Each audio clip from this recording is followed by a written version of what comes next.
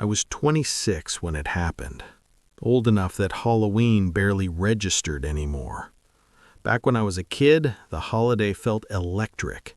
Costumes, candy, chaos. But now, it was just another date on the calendar, another shift to grind through. That year, my schedule was weird. I had most of Halloween day off, but I was scheduled for an overnight, from 10 p.m. to 6 a.m. I worked as a night stalker at a local grocery store. Nothing fancy, no co-workers, no customers, just me, the hum of fluorescent lights, and endless shelves that needed filling. Honestly, I didn't hate it. Nights were chill. You move at your own pace, throw on one earbud, zone out, and let the hours pass. By the time I left my house, the streets were dead. No kids running around, no parents trailing behind with coffee cups. Halloween had officially clocked out. When I pulled into the store's parking lot, something caught my attention. Off to the side of the building, near the loading docks, were a few figures. People, dressed up. I slowed down, scanning them from my car. 4, maybe 5 silhouettes. Costumes, from what I could tell, but dark, bulky ones. Masks, maybe. I shrugged it off. It was Halloween. People did dumb stuff. Maybe they were meeting up before heading somewhere else. I parked, grabbed my keys, and walked up to the entrance. As I unlocked the door and slipped inside, I glanced back toward the side of the building. They were still there, watching. I locked the doors behind me and headed into the store. The place felt extra hollow that night. Every sound echoed. My footsteps, the squeak of my cart, the low buzz of electricity overhead. About 30 minutes into my shift, I thought I heard voices. At first, I assumed it was just my music bleeding through my earbuds, but when I paused and pulled one out, I heard it again, muffled, distant, coming from outside. I walked up to the front of the store and peeked through the glass. The same group. Now they were closer, right up near the windows, just standing there. The thing that didn't sit right was the location. Our store sat alone in a massive parking lot. The surrounding buildings were abandoned, empty shells waiting to be leased. There was literally no reason to be hanging around here unless you were shopping, and we were very much closed. I stayed near the front, pretending to straighten a display while keeping an eye on them. They walked past the windows, disappeared around the corner, then came back 10 minutes later. Same slow pace, same weird lingering. Their costumes made it impossible to read their faces. Full coverage, masks, hoods. I couldn't tell if they were looking inside or just killing time, but the vibe felt off. Eventually, I forced myself to stop staring. I had work to do. I headed back into the aisles. About an hour later, I was restocking cereal at the far end of the store, one earbud in, completely in my own world. Then, bang, bang, bang. 3 hard knocks against the front glass. I jumped out of my skin. My first thought was that someone needed help. Maybe their car broke down. Maybe it was a stupid prank. I jogged up front. They were all there now. 4 guys, grouped together, facing the glass. Facing me. They didn't wave, didn't knock again, just stood there. I walked closer and yelled through the door asking what they needed. No response. That's when I noticed something small but huge. None of them were carrying candy bags, no pillowcases, no backpacks, nothing. If they'd been trick-or-treating earlier, fine, but showing up at a closed grocery store this late with nothing to carry candy in? Nah, that's when it hit me. They weren't dressed up for fun. They were dressed up to hide. Every single face was covered, not 1 inch of skin visible. My stomach tightened. Still, I told myself to chill. Halloween brought out idiots. Maybe they thought messing with the night guy would be funny. I shook my head, backed away, and returned to my aisle. I didn't even make it 2 minutes. Boom!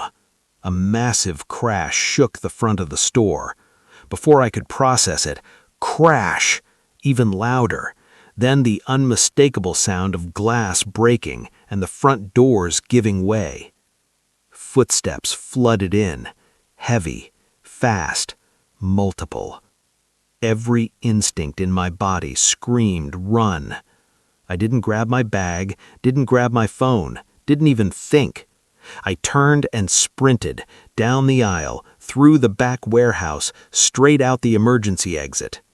Cold air hit my face as I burst outside and ran toward the road, lungs burning, heart pounding so hard it hurt. I didn't stop until I physically couldn't run anymore. Hands shaking, I called 911. By the time police arrived, the store was empty. They were gone. Security footage showed exactly what I feared. The group had been circling the store for hours, watching, waiting. When they finally broke in, they didn't go for registers, they didn't steal anything. They spread out, looking for me. One of them reached the back door less than 15 seconds after I escaped. If I'd tripped, if I'd hesitated, I don't think I'd be here telling this. To this day, I don't know what they wanted, and honestly, that's the part that still messes with me the most. But as terrifying as that night was, a few years later, I saw something that rewired my brain forever. Something that still follows me into my sleep. By the time I turned onto the street, my headlights cut through absolute darkness. Every single street lamp was out. The whole block had lost power. That immediately put me on edge. Low visibility meant higher risk. Whoever called 911 had picked the worst possible time and place to ask for help. As I rolled closer to the address, I spotted a cruiser already parked out front. Chris beat me there. His headlights washed over the house, and my stomach dropped the second I saw it.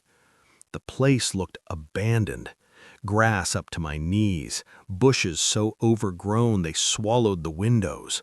Parts of the roof caved in, shingles missing like teeth knocked out in a bar fight.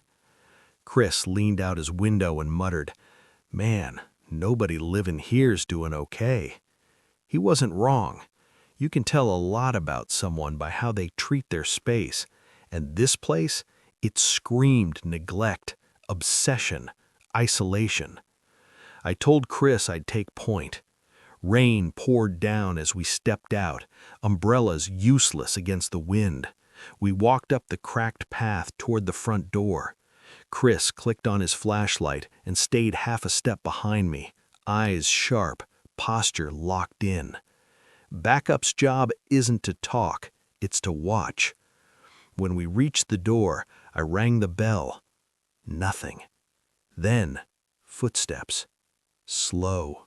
Shuffling. They stopped just behind the door. I felt it, that sensation of being watched, studied. My eyes drifted to the peephole. The moment I focused on it, something moved back, like whoever had been staring straight at us suddenly realized we could see them too. "If you're inside, we need to ask you a few questions. Open the door, please." Silence. Then the lock turned. The door creaked open barely a foot. A man peeked through the crack. Early 30s, heavy-set, balding, thick glasses that magnified his eyes just enough to make them unsettling. And those eyes? They were panicked. I told him we received a call from his address, someone claiming they'd been kidnapped. He blinked fast, said it had to be a pocket dial, apologized like he was reading from a script. I pressed him. If it was a pocket dial, how do you explain the voice? For half a second, his eyes flicked away. Then he shrugged. "Don't know what you're talking about." I asked if anyone else was inside. He said he lived alone. That's when I told him we needed to come in and take a look. He stiffened. Not without a warrant. Fair enough. I stepped back, radioed dispatch, and requested a telephonic warrant. Took less than 5 minutes. Judge approved it. Email sent. I showed him the screen. His hands started shaking. He opened the door wider and stepped aside. The smell hit me first. Rot, mold, something sour and old like trash that had been left to sweat for months. I scanned the entryway. Straight ahead was a hallway. To my right, what looked like a living room. I swept my flashlight across it and nearly gagged.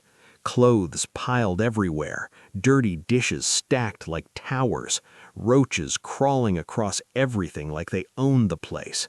A busted couch leaned sideways against the wall, stained beyond saving. This wasn't just messy, it was deliberate. When I glanced back at the homeowner, he shifted his weight, breathing faster. I made a mental note, drug paraphernalia check later. Then I stepped toward the hallway. My boot hit something plastic. I looked down. A pink dollhouse. Brand new. I knew that exact toy. I'd bought it for my daughter the Christmas before. I asked him if he had kids. He said no, but claimed his nieces visited sometimes. Chris and I exchanged a look. No sane parent would let a child step foot in this place. I told him this was his last chance to tell me if anyone else was inside. He swore there wasn't. I moved down the hallway. Chris grabbed the homeowner's arm when he tried to follow, yanking him back hard. Stay right here. First bedroom on the left. I pushed the door open. More toys, diapers, clothes scattered everywhere. Then I saw a figure slumped in a rocking chair. I drew my weapon instantly, heart hammering, until I realized it wasn't moving.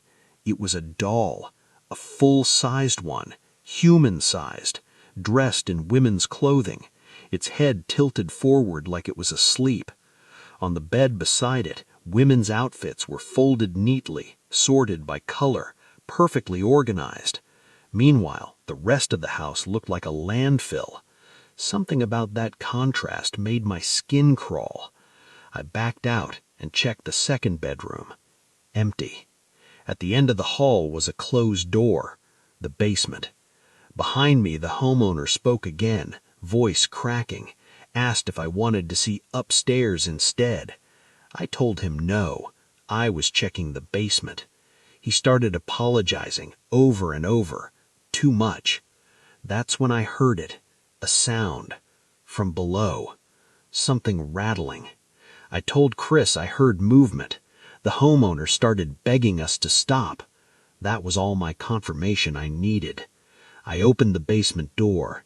Wooden steps descended into pitch blackness. The smell got worse. I swept my flashlight down. Boxes, junk, old furniture stacked everywhere. Then the noise again. From behind another door. I drew my weapon. Police, if you're in there, come out slow with your hands up. Silence. I repeated the command. Silence. I moved across the basement, sliding past boxes, gun trained on that door. My pulse pounded in my ears. I positioned myself to the side of the frame, reached out and twisted the knob. Then I kicked the door open. I won't describe what I saw in detail, but here's what matters. A man in his mid-40s was inside, alive, barely. He'd been missing for 2 years, a father of 3, well known in the community. Everyone thought he was dead. He'd been held captive the entire time. Earlier that night, the homeowner brought him food and accidentally left his phone behind. The victim activated Siri, called 911, but by the time we arrived, he'd been restrained again, unable to speak, unable to move. When I ordered him to come out, he stayed still, not because he was defiant, but because he was terrified I'd shoot him. We arrested the homeowner immediately. The victim was rushed to the hospital. A family was reunited. case closed. Almost. Because the one detail I can't shake, the one that still messes with me, is something Claire said over the radio. She said the caller sounded like a little girl, and the only explanation that makes sense is he'd been forced to speak that way for so long that it was the only voice he left. I thought that case would be the darkest thing I'd ever witness. I was wrong, because years later, on a quiet property in California, I came face to face with something that wasn't human, and it followed me all the way into my bedroom. Years after the police incident, my life finally slowed down. I moved onto a large property in California. Wide open land, animals, fresh air. During the day, it was peaceful, almost perfect. But at night, the place turned into something else entirely. There was an old barn out back that had been converted into a small house. Renters lived there, a mom and her teenage son, Aiden. When my dad and brothers traveled for work and Aiden's mom was out of town, it'd just be me and Aiden holding down the property. We'd both heard weird stuff out there, shadows where there shouldn't be any, sounds that didn't line up, the kind of things you brush off until you can't anymore. This happened in early fall. School let out around 3:30. The bus dropped us home a little after 4. We were starving, so we made food, then headed outside to knock out chores. By the time we split up, it was close to 6:30. Aiden went inside to game. I stayed back to clean stalls and refill water troughs. I didn't realize how late it got until I checked my phone. 9:46 p.m. I rushed to finish feeding the animals. I was crouched by a water bin when I got that feeling, the one that crawls up your spine, like someone was staring holes into your back. I scanned the fence line. Nothing. I sat down on a stack of hay while the trough filled, zoned out for a minute until water started spilling over. I looked up. That's when I saw it. A dark figure crouched behind a tree near the fence, locked onto me. At first, I laughed under my breath. "Aiden," I called out, "quit messing around and come help me." I texted him. He replied instantly, "I'm inside." My chest tightened. The figure hadn't moved, not an inch. I called him. My voice shook and he heard it. "Bro, I'm in the house. That's not me." I stared straight at it now. No phone, no distractions. After a few seconds, it stood up, way too tall. And then it ran. I didn't think. I chased it, yelling for it to stop. Adrenaline drowned out common sense. It sprinted toward the back of the property, clearing obstacles like they weren't there. When it hit our 6-foot fence, it didn't slow down. It vaulted it, like gravity didn't apply. Mid-jump, I saw it clearly, around 6.5 feet tall, limbs too long, movements wrong. I climbed the fence and kept going. That's when everything started going dark. My vision tunneled, colors drained. I was still yelling, still moving, but I could barely see. At the edge of the property, it stopped, turned, looked straight at me. Its eyes were wide open, pure white, no pupils. That's when my legs gave out. I collapsed, gasping, hyperventilating, losing my mind as the world went black. Aiden found me minutes later. The thing was gone. I got my sight back slowly, but I didn't feel right, like something had been peeled away inside me. We finished chores in silence and went inside. I thought that was the end. I was wrong. At around 2:30 a.m., I woke up for no reason, wide awake. Then I heard it, a downstairs window opening. My door was open that night, no idea why. Footsteps followed, heavy, deliberate, coming up the stairs. I reached into my drawer and grabbed my dad's 9mm. He always left it there, just in case. The footsteps stopped, right at my doorway. I stood at the foot of my bed, gun raised, heart pounding so hard it hurt. Then the steps moved again, into my room. They stopped less than a foot in front of me. But there was nothing there. No shape, no shadow, just footsteps. I kept the gun trained forward, hands shaking, until the steps slowly backed away. They left the room. Then, everything went dead quiet. No wind, no insects, nothing. After 5 minutes, I laid back down. I didn't sleep. I just stared at the ceiling and prayed until the sun came up. I've never experienced anything like it since, and I hope I never do again. Some doors don't need to be opened. Some things don't need an invitation. Because once something learns where you live, it doesn't always knock the second time.